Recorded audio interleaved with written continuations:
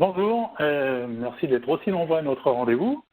Alors, il s'agit du premier webinaire d'une série de 4 dont le thème du jour est la NFC 1500 et les spécificités de la cuisine et de la salle d'eau.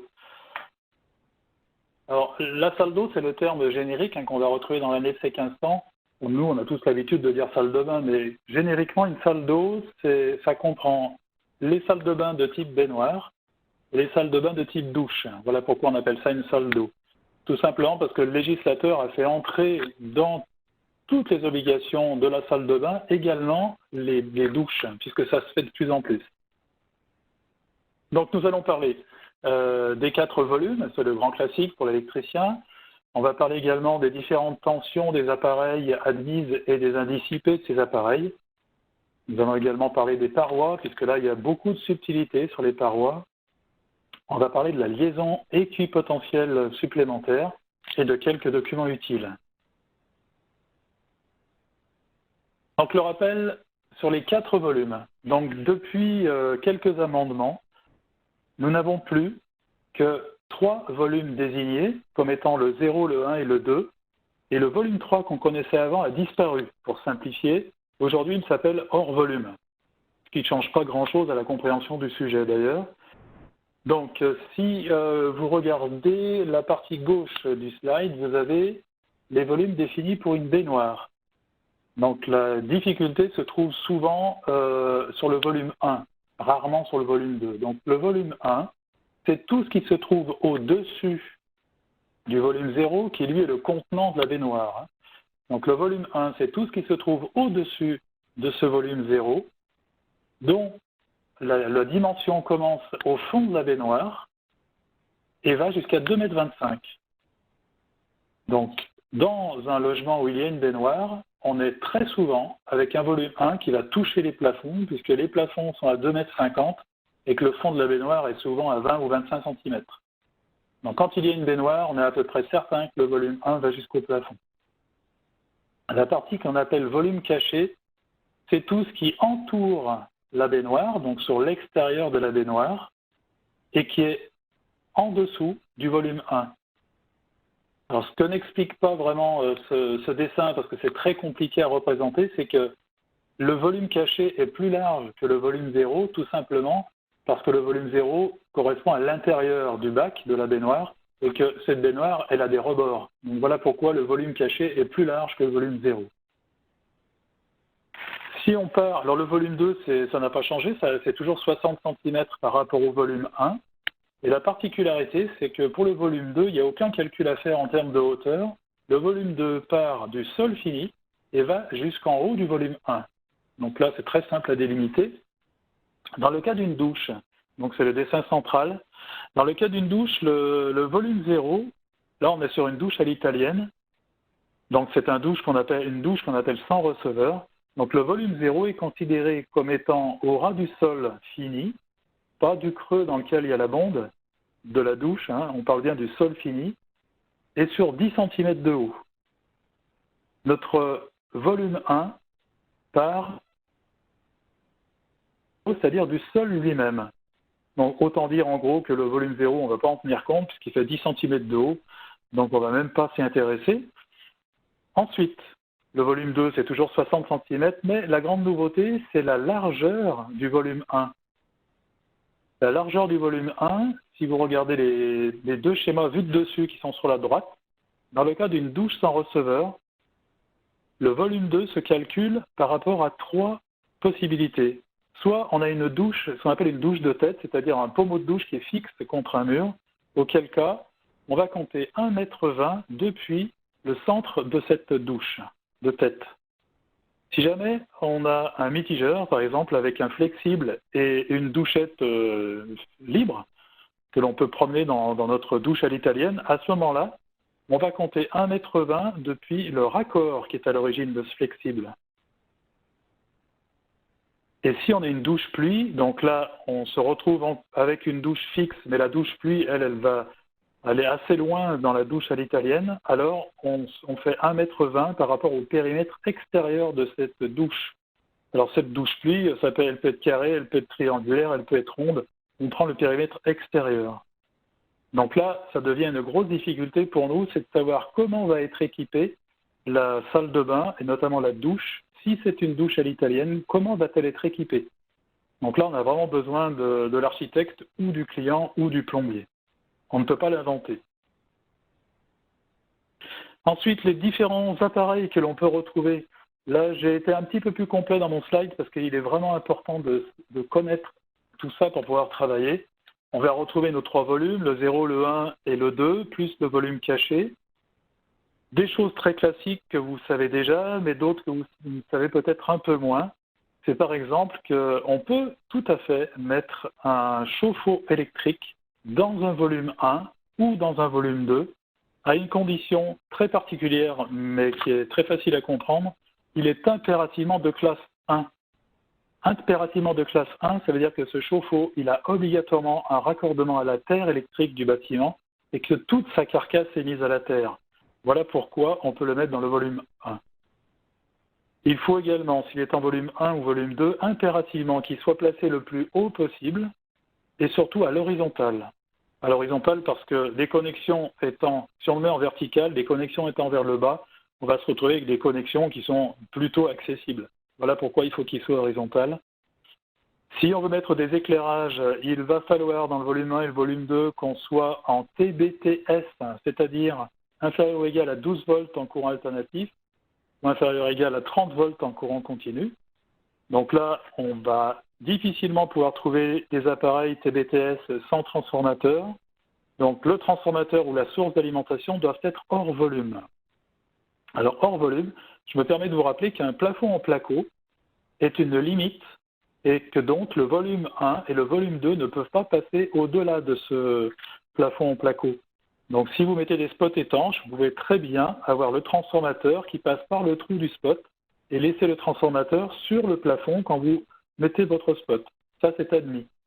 Par contre, si vous avez un plafond en quadrette, là, ce n'est plus un plafond fixe, c'est un plafond démontable et là, le volume 1 peut monter à l'intérieur des plafonds. Faites attention à ça.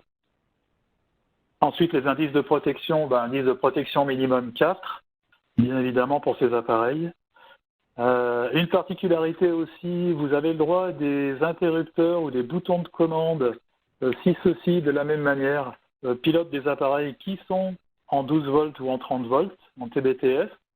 Alors, je ne vous dis pas là qu'avec l'interrupteur, on va aller commander le primaire du transformateur qui est en 230 volts, qui lui alimente l'ampoule en 12 volts. Hein. Il s'agit bien de couper le secondaire du transformateur, là, hein. Il ne s'agit pas d'autre chose.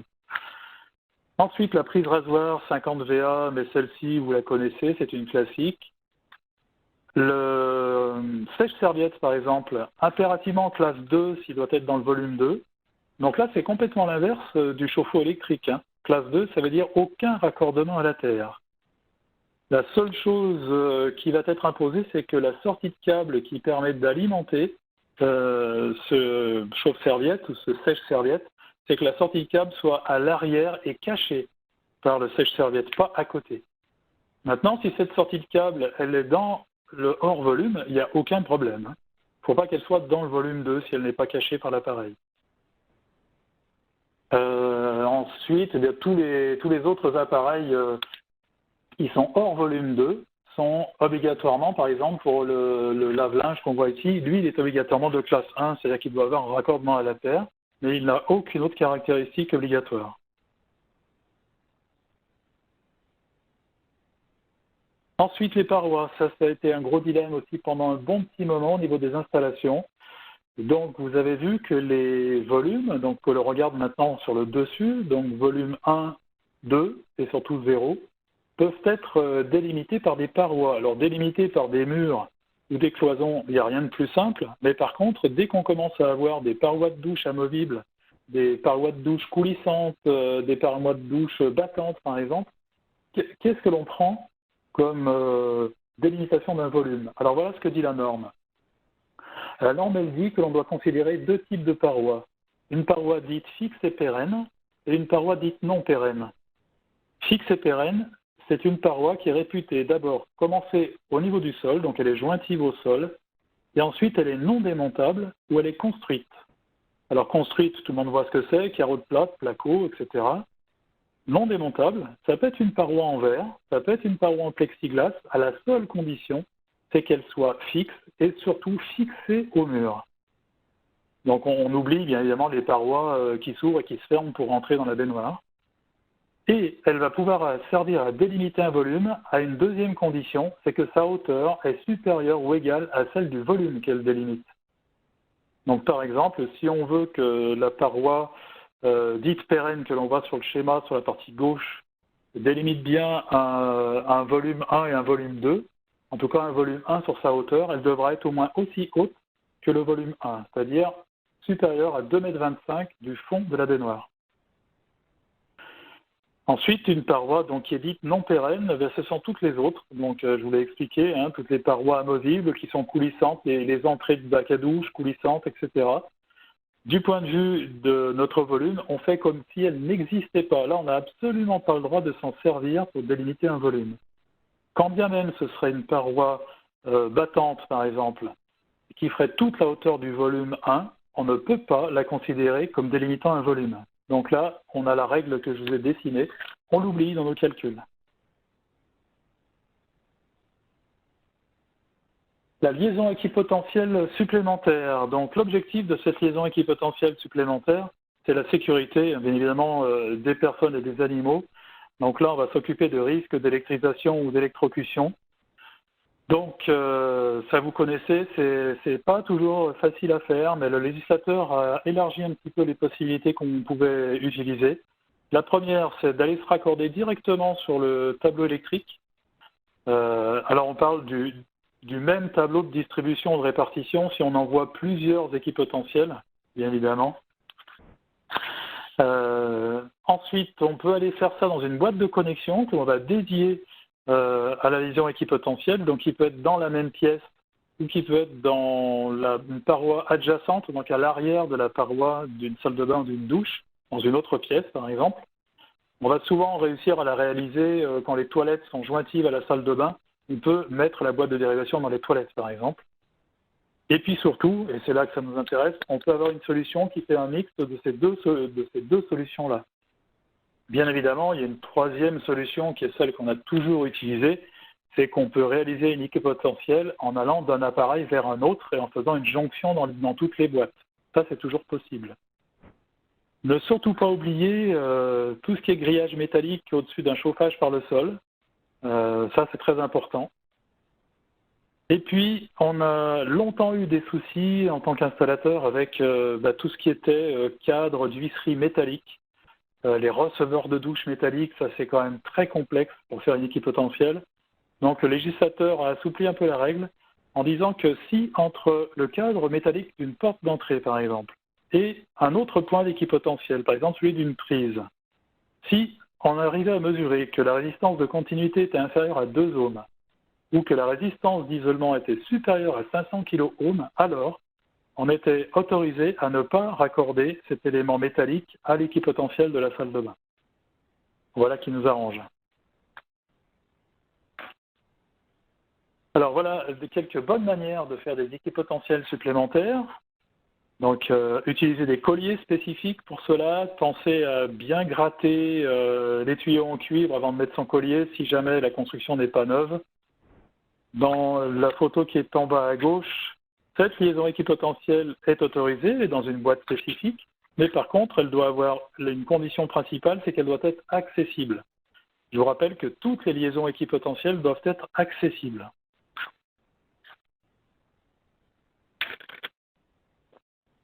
Voilà de mauvais exemples.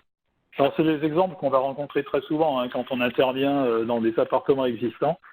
Je trouve que la plus jolie, à mon sens, c'est celle qui est en bas à droite et qui montre le raccordement d'un châssis métallique, sans doute d'une baignoire, directement avec un fil en 2/5 entouré sur une vis de fixation de la baignoire sur le cadre. Ça, j'aime beaucoup. C'est aussi un poète, je pense.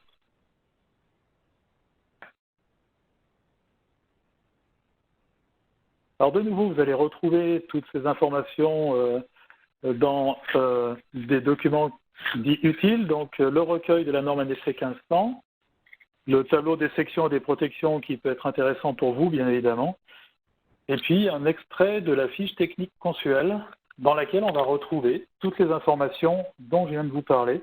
Donc, sachez que Consuel vérifie tous les points techniques que je viens de vous exposer.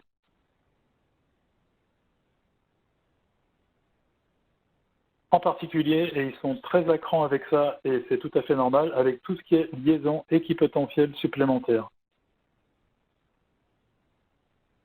Eh bien voilà, il est 18h17, j'en suis aux questions-réponses. J'ai dû aller un petit peu plus vite parce que le sujet était un peu plus complexe, je m'en excuse, j'espère que ça a été pour vous. Gilles, c'est à toi, potentiellement. C'est une vraie horloge, Dominique, pile à l'heure. Ah, c'est impressionnant, disons même atomique. Hein. C'est clair. Écoute, deux grandes catégories de questions. Des questions liées à la liaison équipotentielle supplémentaire et des questions liées au volume. Je vais attaquer par cette partie-là. Est-ce que l'on peut installer un radiateur dans le volume 2 d'une salle de bain qui aurait un boîtier de commande déporté? Alors, radiateur, disons sèche-serviette ou radiateur électrique, avec un boîtier de commande déporté dans le volume 2. Alors, dans le volume 2, oui, à la condition qu'il soit de classe 2. Oui, à la condition que sa sortie de câble soit à l'arrière, c'est-à-dire cachée en fait par l'appareil. Et le boîtier de commande déporté, bien, à condition qu'il soit hors volume 2, ou alors qu'il soit en basse tension, mais ça je ne crois pas que ça existe vraiment. Donc le boîtier de commande, il faut qu'il soit en dehors du volume 2, et le câble qui relie les deux doit être de classe 2 s'il est volant, et doit être intégré dans le mur dans l'autre cas. Ok. Toujours des volumes, cette fois-ci on va parler d'une grande baignoire, puisque j'ai une question sur les piscines. Est-ce qu'il existe un document référençant les volumes pour une piscine? On sort un petit peu de la salle d'eau. Alors,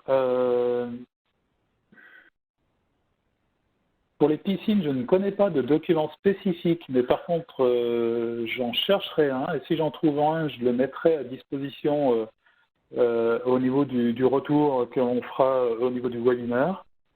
Je pense que ça doit être encore plus draconien que dans une salle de bain.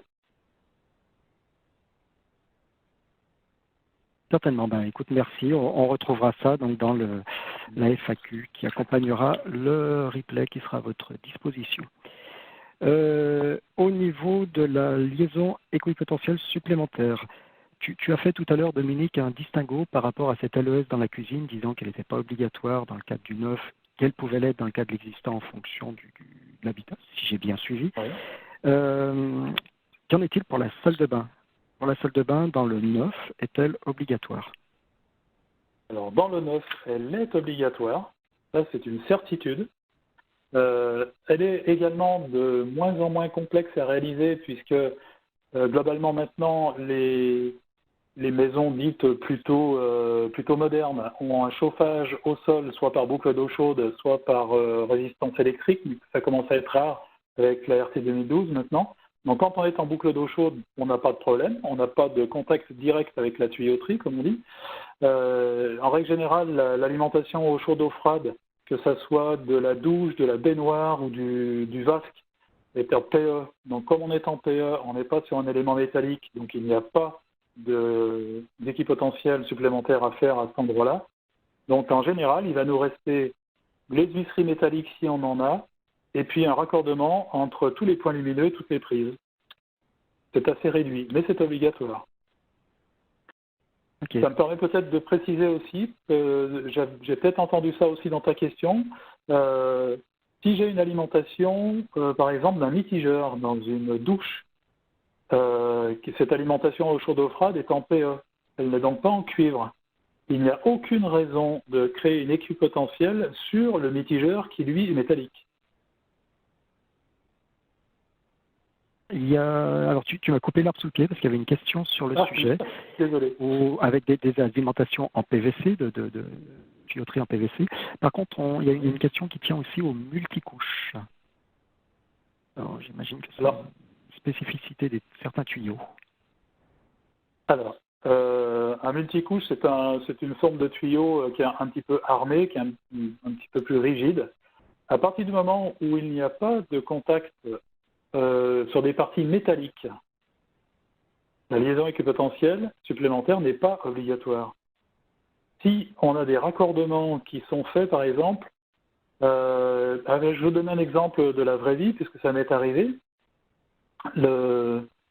Dans un local technique, donc là on parle d'une liaison équipotentielle principale, mais le principe est le même, j'avais une alimentation et un retour qui montaient sur des toits pour avoir un chauffe-eau solaire et qui était fait avec des flexibles tressés en inox. Et bien là, c'est une partie métallique. Sur le toit, il n'y a vraiment aucune problématique d'électricité à imaginer. Mais par contre, j'étais obligé de faire une équipotentielle principale sur ces deux raccords. La notion est de savoir est-ce que le contact avec le produit, avec l'appareil, est métallique ou pas. Ok, j'avoue qu'il y a beaucoup de questions. Ça fait pas mal réagir cette histoire de multicouches et de contacts possibles en fonction du cuivre qui dépasse pas, Alors, etc. je veux bien creuser la question par rapport aux multicouches. Mais ma réponse telle qu'elle me vient, c'est celle-là pour l'instant. Ok, merci beaucoup. On sort des volumes et de la liaison équipotentielle et on revient sur les protections différentielles. Tu as précisé tout à l'heure que un lave-linge, pardon, je cherchais mes mots, un lave-linge dans la salle de bain, dans la cuisine nécessitait un différentiel de type A.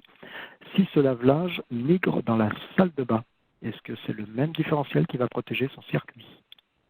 Absolument, puisque le type du différentiel est lié à l'appareil, il n'est pas lié à la pièce dans laquelle on installe l'appareil. Très clair et très direct. Est-ce qu'on peut poser une prise de courant lave-linge ou lave-vaisselle à côté du robinet d'eau et d'évacuation?